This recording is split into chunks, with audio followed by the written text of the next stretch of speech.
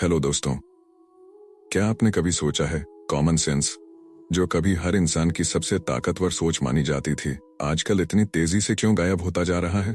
ऐसा क्यों हो रहा है कि जब भी कोई इंसान सच्चाई की बात करता है उसे ऑफेंसिव कहा जाता है, और जब कोई खुले दिल से अपने विचार रखता है तो उसे चुप कर दिया जाता है? कभी स्कूलों में तर्क सिखाया जाता था, अब वहां विचारधाराएं थोपी जाती हैं। कभी बहस से समाधान निकलते थे, अब बहस करना ही गलत मान लिया गया है। दुनिया को देखने का नजरिया अब खुले दिमाग से नहीं बल्कि फिल्म सताए होता है, जैसे हमारी सोच पर किसी ने कब्जा कर लिया हो, धीरे धीरे चुपचाप, बिना हमारे जाने। यह कोई साइंस फिक्शन नहीं है, यह हमारी रोजमर्रा की हकीकत बन चुकी है। हमारे आसपास ऐसे विचार घूम रहे हैं जो हमारी सोचने की क्षमता को धीरे धीरे खत्म करते जा रहे हैं। यह विचार कोई मजाक नहीं है, यह मेंटल परजीवी की तरह है जो हमारी तार्किक सोच, हमारी स्वतंत्रता और हमारे अंदर की आवाज को दबा देते हैं। और सबसे डरावनी बात यह है, यह सब इतनी शांति से, इतनी न्याय और सहानुभूति की आड़ में होता है कि हमें इसका पता तक नहीं चलता। हमें लगता है कि हम अच्छा कर रहे हैं, सही के लिए लड़ रहे हैं, पर असल में हम अपनी सोचने की आजादी को खुद ही गला घोंट कर मार रहे होते हैं। तो सवाल यह है, क्या हम इन इन्फेक्शियस इतिहास को पहचान पाएंगे? क्या हम फिर से सच्चाई के लिए खड़े हो पाएंगे बिना डरे, या फिर हम उसी भीड़ का हिस्सा बन जाएंगे जो बिना सोचे, बस फील गुड की तलाश में हर झूठ को सच मान बैठते हैं? इस वीडियो में हम उस मानसिक जंग की बातें खोलेंगे, उस खामोश हमले की बात करेंगे जो हमारी सोच को धीरे धीरे मार रहा है। और सबसे जरूरी बात, हम जानेंगे कि इस मेंटल इन्फेक्शन से खुद को कैसे बचाया जा सकता है। तैयार हो जाइए एक ऐसी सच्चाई से मिलने के लिए जो आपको हिलाकर रख देगी। Chapter 1, death of the best by 1000 cuts. क्या आपने कभी महसूस किया है कि हम जिस समाज में रह रहे हैं वह धीरे धीरे अपनी पहचान खो रहा है? जैसे किसी मजबूत इमारत की नींव में छोटे छोटे सुराख हो जाते हैं। शुरू में पता नहीं चलता, पर धीरे धीरे दीवारें तार तार होने लगती हैं, आवाज आती है, पर लोग अनसुना कर देते हैं, और एक दिन वह इमारत खुद ढह जाती है। ऐसी ही कुछ स्थिति आज हमारे समाज की है। एक ऐसा समाज जिसने विज्ञान, कला, विचार और स्वतंत्रता के दम पर पूरी दुनिया को रास्ता दिखाया था, आज वह समाज खुद को धीरे धीरे मार रहा है। कोई एक बड़ा धमाका नहीं हुआ, कोई क्रांति नहीं आई, बल्कि हजार छोटे छोटे मानसिक जख्म दिए गए। और सबसे खतरनाक बात यह जख्म अंदर से दिए जा रहे हैं, अपनों के हाथों। सोचिए, अगर कोई बाहर से आकर आपको धमकी दे तो आप सतर्क हो जाते हैं, पर अगर कोई मीठे शब्दों में अधिकारों, सहानुभूति और न्याय की बात करते हुए आपकी सोच पर कब्जा करने लगे, तो क्या आप उसे पहचान पाएंगे? आज के दौर में यह नरम हिंसा सबसे बड़ा हथियार बन चुकी है। कोई खुलेआम विचार नहीं ठोकता, पर एक ऐसा माहौल बना दिया जाता है जहां कोई सवाल नहीं पूछ सकता, जहां सच्चाई को घृणित कहा जाता है और झूठ को कृपा। कॉलेज, मीडिया, सोशल मीडिया, हर जगह एक नया एजेंडा फहराया जा रहा है जो कहता है कि तर्क करना असंवेदनशील है और सच्चाई का सामना करना किसी की भावनाओं को आहत कर सकता है। कल्पना कीजिए एक ऐसे छात्र की जो यूनिवर्सिटी में सिर्फ यह कह देता है कि लड़का लड़का है और लड़की लड़की है। इतना कहने पर उसे क्लास से बाहर निकाल दिया जाता है, उसके खिलाफ शिकायत दर्ज होती है और सोशल मीडिया पर उसे कैंसिल कर दिया जाता है। उसे ना नौकरी मिलती है, ना अवसर, बस इसलिए क्योंकि उसने वो बोला जो सच है, पर वह आज अनुचित माना जा रहा है। एक और उदाहरण लीजिए, एक प्रोफेसर जिसने सालों की मेहनत से किताबें लिखी, रिसर्च की और दुनिया भर में छात्रों को पढ़ाया, एक दिन उसने एक कॉमन सेंस बात का जिक्र किया, मेरिट मैटर्स। बस इस एक वाक्य पर उसे उसकी नौकरी से निकाल दिया गया। क्यों? क्योंकि आज सच बोलना विद्रोह बन चुका है। यह सिर्फ कुछ किस्से नहीं है, यह उस बड़ी बीमारी के लक्षण है जिसने हमारी सोच को संक्रमित कर दिया है। पहले हम सोचा करते थे, सवाल पूछा करते थे, अब डरते हैं कहीं किसी को बुरा ना लग जाए, और इसी डर की आड़ में वह जहर हमारी नसों में फैलता जा रहा है। ऐसा जहर जो देखने में अक्सर मानवता, प्रगतिशीलता लगता है, लेकिन असल में वह हमारी स्वतंत्रता को धीरे निगल रहा है। हजारों साल की सभ्यता जिसने खुली बहस, मुक्त विचार और वैज्ञानिक सोच को अपनाया था, वह अब धीरे धीरे अपने ही हथियारों से खुद को मार रही है। हर बार जब कोई सोचने वाला इंसान चुप होता है, एक नया जख्म लग जाता है। और जब हजारों जख्म इकट्ठा हो जाते हैं, तब कोई समाज बिना शोर किए मर जाता है। पर क्या अभी भी वक्त बचा है? क्या हम अभी भी जाग सकते हैं? क्या हम उन मानसिक परजीवियों को पहचान सकते हैं जो हमारी आत्मा को खोखला कर रहे हैं? यह किताब इसी जंग की शुरुआत है, एक मानसिक क्रांति की, जहां डर से नहीं, सच से लड़ना सिखाया जाएगा, जहां विचारों को मारने वालों से सवाल पूछा जाएगा, और जहां कॉमन सेंस को फिर से उसकी राइटफुल जगह दी जाएगी। क्योंकि अगर हमने अब नहीं सोचा, तो सोचने की ताकत हमेशा के लिए हमसे छीन ली जाएगी। Chapter 2, thinking versus film, truth versus heart feelings. एक समय था जब इंसान किसी बात को तर्क के तराजू पर तोलता था, सोचता था, सवाल करता था और फिर किसी निष्कर्ष तक पहुंचता था। लेकिन अब लगता है जैसे सोचना ही विलुप्त होता जा रहा है। अब तर्क का स्थान भावना ने ले लिया है और सच्चाई की जगह ले ली है फीलिंग्स ने।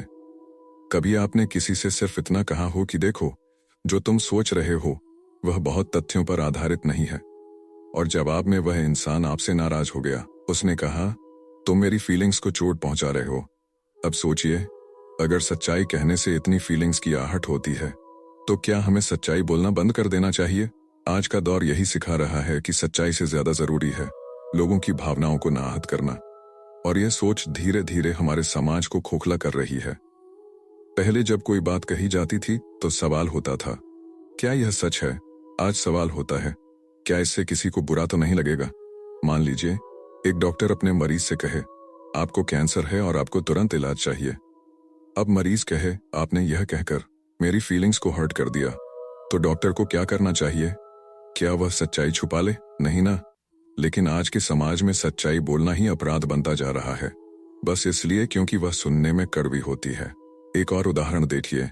एक स्कूल में बच्चों को पढ़ाया जा रहा था कि हर कोई जो खुद को जो चाहे वह समझे, वही उसकी पहचान है। एक लड़का खड़ा होकर बोला, अगर मैं आज खुद को सुपरमैन समझूं तो क्या मैं उड़ सकता हूं?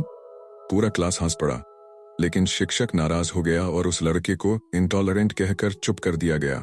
उसने सवाल पूछा था, लेकिन सवाल करना अब असहिष्णुता बन चुका है।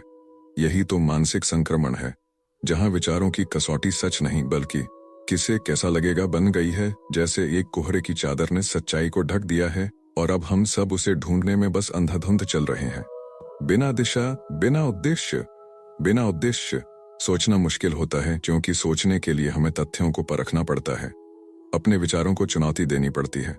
लेकिन महसूस करना आसान होता है। कोई बात बुरी लगे तो बस मान लो कि वह गलत है, और यही शॉर्टकट हमारी चेतना को दीमक की तरह चाट रहा है। मीडिया, सोशल मीडिया, क्लासरूम, हर जगह अब तर्क नहीं, भावना की जीत होती है। जो सबसे ज्यादा ऑफेंडेड हो जाए वही सबसे बड़ा सत्याभासी बन जाता है, और जो चुपचाप तर्क के साथ सच्चाई रखे वह गुरूर, संवेदनहीन और आउटडेटेड कहलाता है। यह लड़ाई आसान नहीं है, क्योंकि यह किसी बाहरी दुश्मन से नहीं, हमारे अंदर पनप रहे उस भ्रम से है जो कहता है जो महसूस होता है वही सच होता है। लेकिन क्या ऐसा है? क्या भावनाएं हमें कभी गलत रास्ते पर नहीं ले जाती? सोचिए उस माँ की जो अपने बेटे की गलती पर भी उसे बचा लेती है, क्योंकि उसे लगता है कि उसका बेटा गलत नहीं हो सकता। सोचिए उस जज की जो सिर्फ इसलिए किसी को निर्दोष मान लेती है क्योंकि उसकी कहानी भावुक थी। और सोचिए उस समाज की जो सच्चाई को इसलिए ठोकर देता है क्योंकि वह हार्मफुल लगती है। इस मानसिकता से बाहर निकलना होगा। हमें फिर से सीखना होगा कि सोचना और महसूस करना एक जैसी चीजें नहीं है। सच्चाई वह नहीं होती जो अच्छा लगे, सच्चाई वह होती है जो है। हमारी भावनाएं महत्वपूर्ण हैं, लेकिन वे सच्चाई को बदल नहीं सकती। अगर हम चाहते हैं कि हमारी अगली पीढ़ी आजाद दिमाग के साथ सोच सके, सवाल कर सके और सच को सच मान सके, तो हमें आज से ही इस फील गुड इल्यूजन से लड़ना होगा। वरना एक दिन हम सब उस समाज का हिस्सा बन जाएंगे जहां लोग आंखों देखे को भी नकार देंगे, सिर्फ इसलिए क्योंकि वह कहना उन्हें अनकंफर्टेबल लगता है। Chapter 3, the Holi Trinity of policy size thinking, post modernism, radical feminism and identity politics. क्या आप कभी इस उलझन में पड़े हैं कि कुछ बातें इतनी उल्टी क्यों लगती हैं, लेकिन फिर भी उन्हें बोलना आज साहस माना जाता है? जैसे कोई कहता है, सच्चाई जैसी कोई चीज होती ही नहीं, या हर व्यक्ति का अपना सच होता है। और सबसे ज्यादा चौंकाने वाली बात यह है कि जब आप सच्चाई की बात करते हैं तो आपको प्रिविलेज्ड, ओप्रेसिव या फिर टॉक्सिक कहा जाता है। ऐसा क्यों हो रहा है? यह कोई अचानक पैदा हुई बीमारी नहीं है। यह तो दशकों से धीरे धीरे पनपता हुआ जहर है जो अब हमारे समाज, शिक्षा प्रणाली और सोच के हर कोने में फैल चुका है। इस जहर के 3 मुख्य स्रोत हैं: पोस्ट मॉडर्निज्म, रेडिकल फेमिनिज्म और आइडेंटिटी पॉलिटिक्स। तीनों अलग अलग रास्तों से शुरू हुई, लेकिन एक ही मंजिल की ओर बढ़ी: सच्चाई को मटिया मेटकर संवेदनशीलता की मूर्ति बनाना। पहले बात करते हैं पोस्ट मॉडर्निज्म की, वह सोच जो कहती है कि किसी भी बात की कोई एब्सोल्यूट ट्रूथ नहीं होती। मतलब ना कोई सही, ना कोई गलत, हर चीज सिर्फ पर्सपेक्टिव है।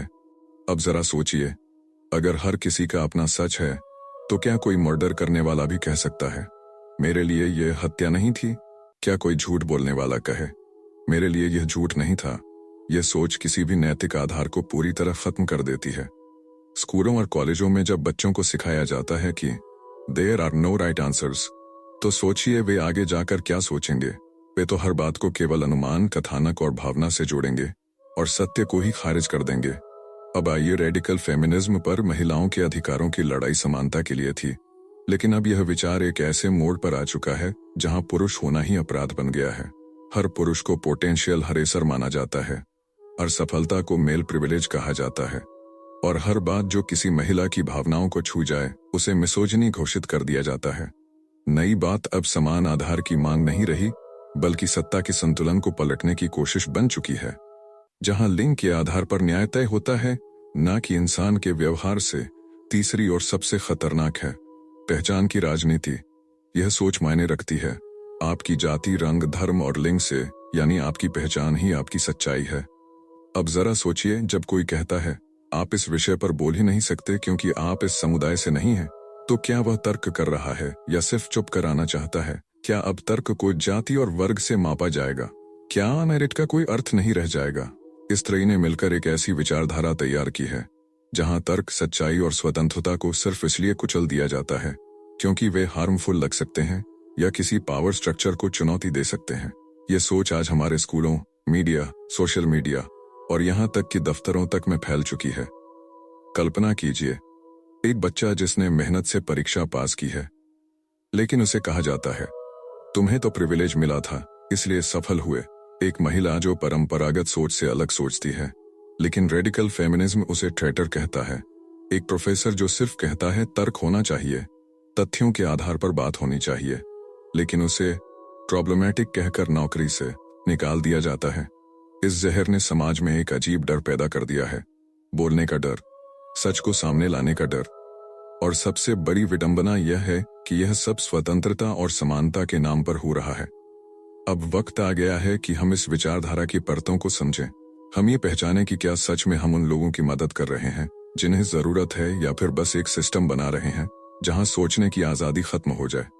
हर सभ्यता की परीक्षा तब होती है जब उसकी मूलभूत मान्यताएं खतरे में होती हैं, और आज हमारी सोच, हमारी भाषा और हमारे तर्क की स्वतंत्रता उसी मोड़ पर खड़ी है।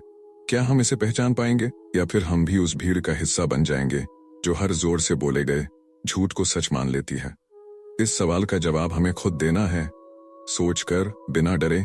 Chapter 4, anti science in the region and liberal moments. क्या आपने कभी गौर किया है कि हम उस दौर में जी रहे हैं जहां सबसे ज्यादा साइंस की बातें की जाती हैं, लेकिन जब वही विज्ञान किसी के एजेंडा से टकराता है तो उसे तुरंत खारिज कर दिया जाता है। एक तरफ लोग कहते हैं ट्रस्ट द साइंस, लेकिन जब वैज्ञानिक तथ्यों से भावनाएं आहत होती हैं तब वही साइंस अचानक डिस्क्रिमिनेशन बन जाता है। यह विरोधाभास कोई संयोग नहीं है, यह उस मानसिक संक्रमण का हिस्सा है जिसने आज के समाज को हकीकत से दूर कर दिया है।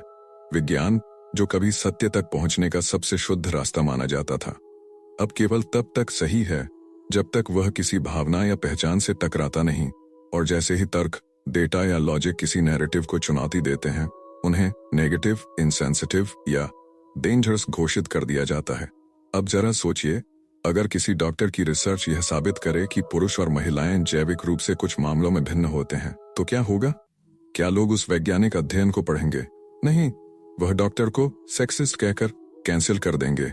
विज्ञान का मजाक तब नहीं उड़ाया जाता जब लोग उसे नहीं समझते, उसका मजाक तब उड़ाया जाता है जब लोग उससे डरने लगते हैं।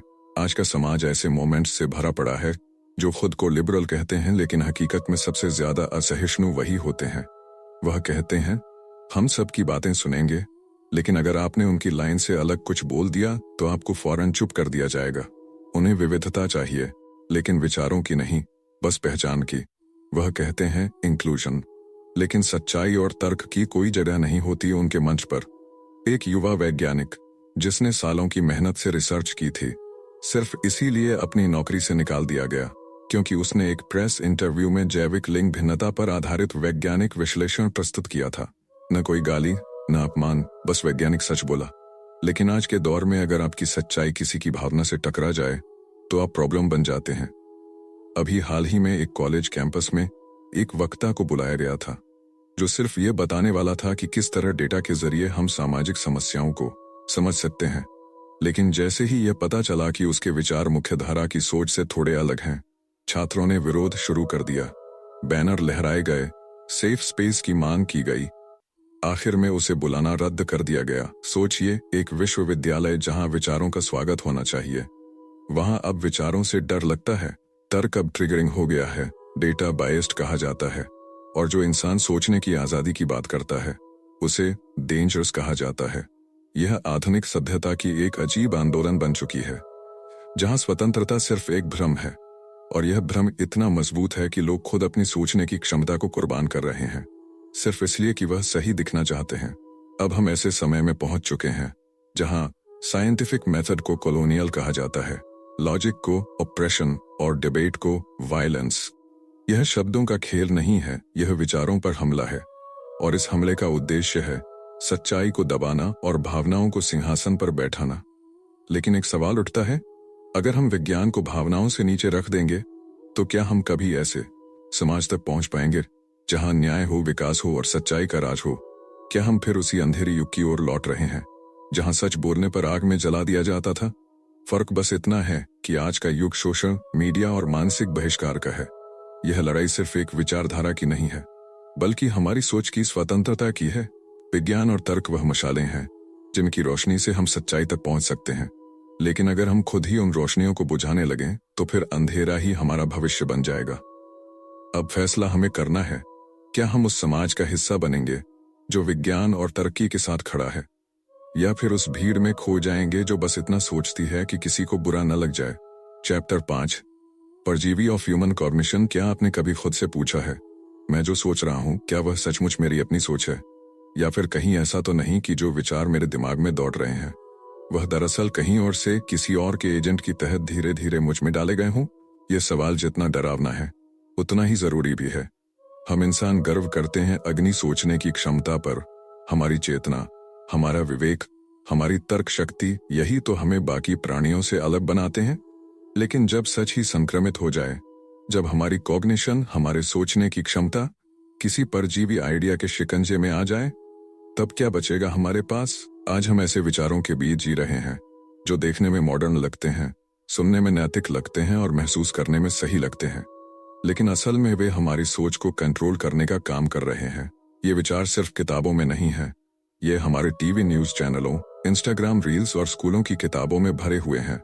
इन्हें देखकर लगता है कि हम आगे बढ़ रहे हैं, लेकिन हकीकत में हम मैनिपुलेट हो रहे हैं। इन्हें मेंटल परजीवी कहा जा सकता है। ऐसे विचार जो हमारी सोच में इस तरह घुल जाते हैं कि हमें पता ही नहीं चलता कि कब हमने अपनी जजमेंट छोड़ दी और बस रिपीट करना शुरू कर दिया वह सब जो हमें सिखाया गया। मान लीजिए, एक बच्चा स्कूल जाता है और उसे बार बार यह सिखाया जाता है कि सभी विचार समान हैं, कोई सच नहीं होता और फीलिंग्स ही अल्टीमेट रियलिटी है।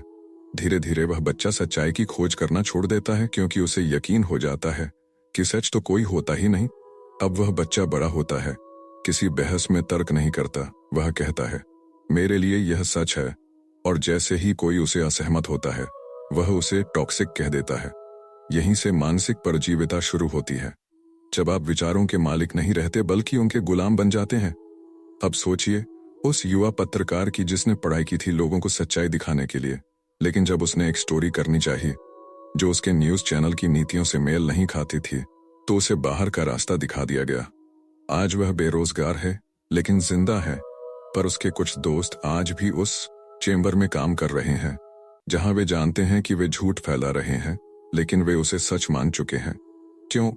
क्योंकि जब एक विचार आपके दिमाग में इस हद तक घुस जाता है कि आप खुद को उसमें खो देते हैं, तब आप खुद से झूठ बोलना शुरू कर देते हैं। यही है कॉग्निटिव इन्फेक्शन, जब सोचने की आजादी के नाम पर सोचने की ताकत छीन ली जाती है। ऐसे विचार कौन से हैं जो कहते हैं कि आपकी पहचान ही आपकी सोच का आधार होनी चाहिए, जो कहते हैं कि कोई भी असहमति हिंसा है, जो कहते हैं कि सच्चाई मायने नहीं रखती, बस आपकी ग्रोथ मायने रखती है। ये विचार आपको समझदार नहीं बनाते, ये आपको प्रोग्रामेबल बनाते हैं। और कब आप दूसरों के रिमोट पर चलने लगते हैं, आपको पता ही नहीं चलता। सबसे खतरनाक बात यह है कि ये परजीवी सिर्फ व्यक्तियों तक सीमित नहीं रहते, ये संस्थाओं को भी खा जाते हैं। स्कूल, मीडिया, सरकार, सब इनकी चपेट में आ सकते हैं। एक बार जब यह इन्फेक्शन फैलता है तो वह पूरे समाज की सोच को नियंत्रित करने लगता है, और फिर वह समाज एक ऐसी दशा में चल पड़ता है जहां लॉजिक, एविडेंस और रीजन को प्रिविलेज्ड टूल्स कहा जाता है और इरेशनलिटी को कंप्रेशन का नाम दिया जाता है। अब सवाल है, इससे बाहर कैसे निकला जाए? पहला कदम है सवाल करना, खुद से, दूसरों से और उन विचारों से जिन्हें हम सच मान बैठे हैं। हमें हर उस सच्चाई को फिर से विचार करना होगा जिसे हमने बिना जांचे परखे स्वीकार कर लिया। हमें फिर से तर्क करना सीखना होगा, बिना डरे, बिना झुके, क्योंकि अगर सोच की जड़ में ही परजीवी बैठ जाए तो फिर विचार नहीं बचते, सिर्फ रिएक्शन बचते हैं, और इंसान रिएक्शन से नहीं, विचारों से आगे बढ़ता है। Chapter 6, call to action. Don't be a sheep. कभी किसी पहाड़ की चोटी पर खड़े होकर नीचे जाती भीड़ को देखा है। सैकड़ों लोग एक ही दिशा में जा रहे होते हैं, बिना सोचे बिना पूछे कि वे जा कहाँ रहे हैं। कुछ के चेहरे पर डर होता है, कुछ बस चलते जा रहे होते हैं क्योंकि बाकी भी चल रहे होते हैं। किसी में इतनी हिम्मत नहीं होती कि रुक कर पूछे, क्या हम सही दिशा में हैं? यही हाल आज इंसान की सोच का हो गया है। हमारे दिमाग, जो किसी जमाने में ब्रह्मांड की सबसे शक्तिशाली चीज माने जाते थे, अब भीड़ के शोर में दबते जा रहे हैं। हम वही मानने लगे हैं जो दूसरों ने हमें बताया, हम वही दोहराने लगे हैं जो वायरल हो गया, और हम वही सोचने से डरने लगे हैं जो पॉलिटिकली आता है। लेकिन अगर आप अब भी ये पढ़ रहे हैं, सुन रहे हैं, तो शायद आप उस भीड़ से अलग हैं। यह अध्याय किसी जानकारी का विस्तार नहीं है, यह एक चेतावनी है, एक आभार है, और सबसे बढ़कर एक सीधा सवाल है आपसे, क्या आप भी भीड़ बनकर जीना चाहते हैं? भेड़ को ना रास्ता दिखा होता है, न मंजिल, वह बस आगे वाले की नकल करती है, बिना सोचे, बिना पूछे, और अगर एक भी भेड़ खाई में गिरती है तो बाकी भी पीछे पूछ जाती हैं।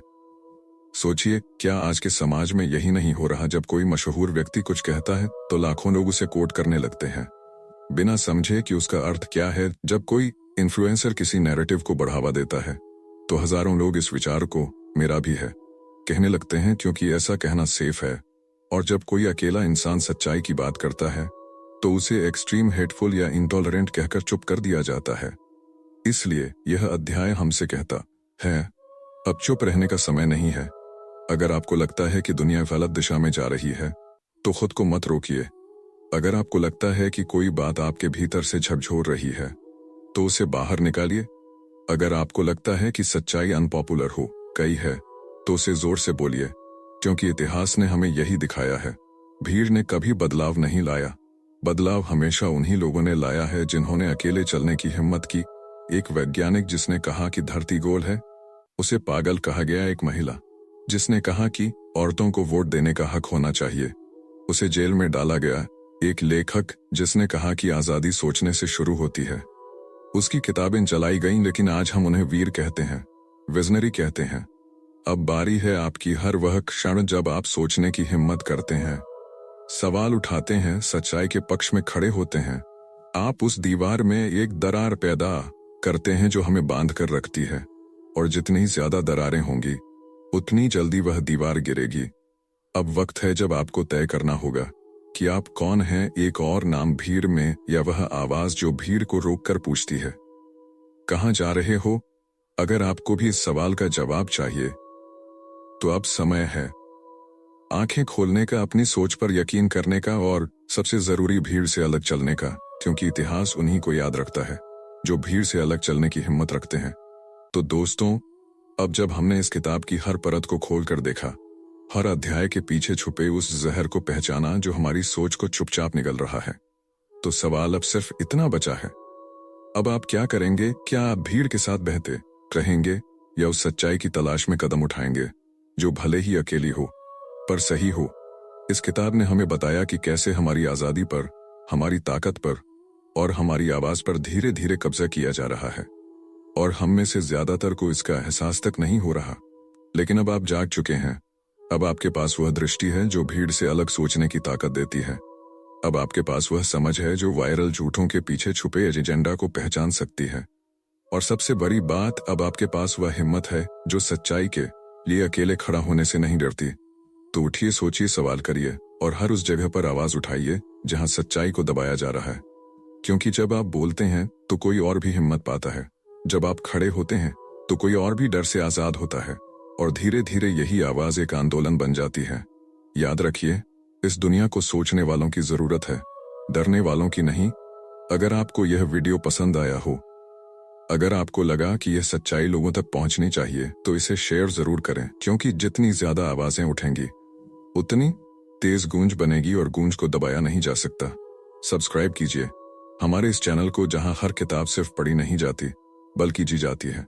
मिलते हैं अगली किताब में, एक और नई सोच, एक नए नजरिए के साथ। धन्यवाद।